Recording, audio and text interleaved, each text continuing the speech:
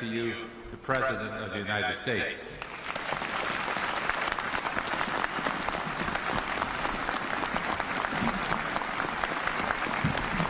Thank you, Ed.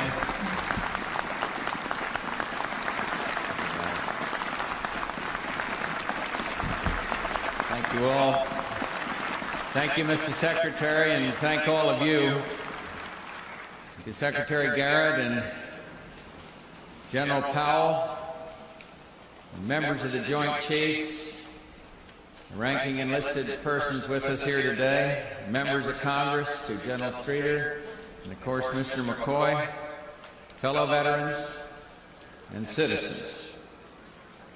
On this cold autumn day, in this hallowed place of honor, we gather to convey our nation's gratitude for those who risked their lives for the land, the people, and the ideals they loved.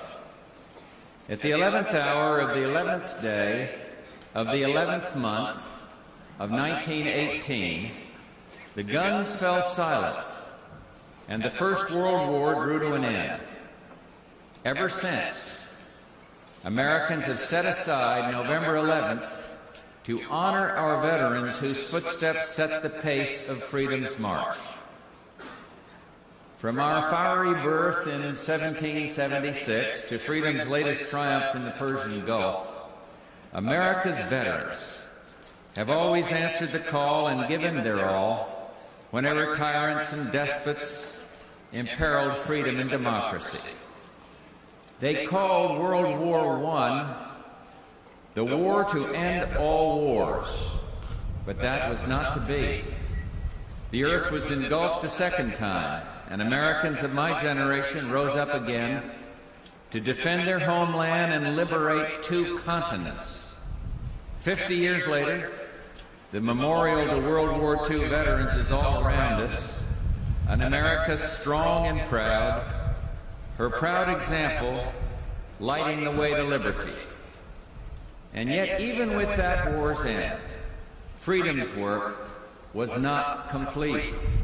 First in Korea, and then in Vietnam, 2 more generations of Americans responded with determination and vigor.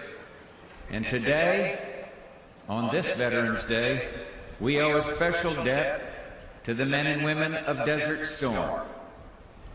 They went proudly, willingly, on a mission of high principle and noble purpose, to defeat aggression and defend freedom.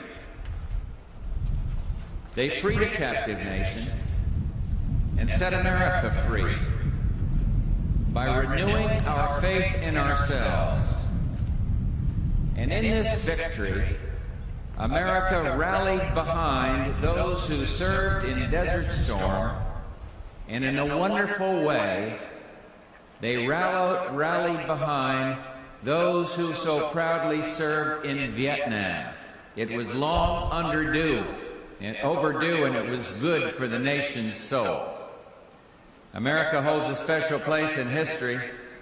As we've preserved and strengthened our own democracy, we've sought to extend the blessings of liberty throughout the world.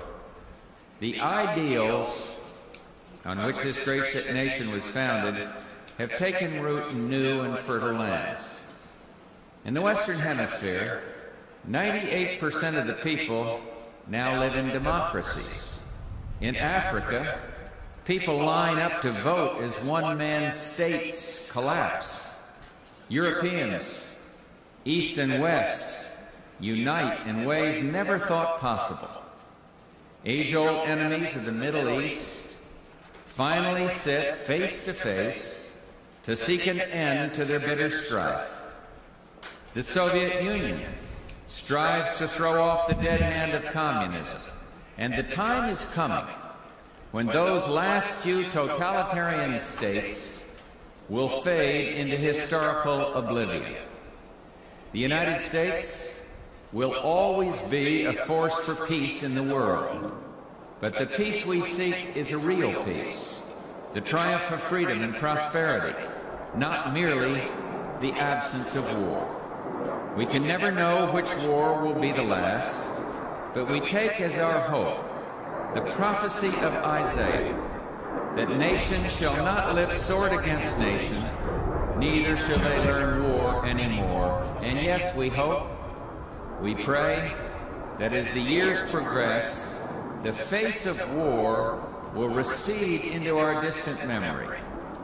But the memory of our veterans and their sacrifice will never fade. President Coolidge said long ago, "The nation which forgets its defenders will itself be forgotten." We will not forget. America will not forget. We will not forget those who died. We will not forget those who do the hard work of freedom every day. And we will never forget the POWs and the MIAs yet to be accounted for. A year from now, 100 years from now, citizens will come here on November 11th to remember. And yet we cannot confine our obligation to a single day. We must always remember the importance of preparedness and the high cost of liberty. For more than 50 years, 24 hours a day, a lone sentinel has kept a silent vigil aside the tomb of the unknowns.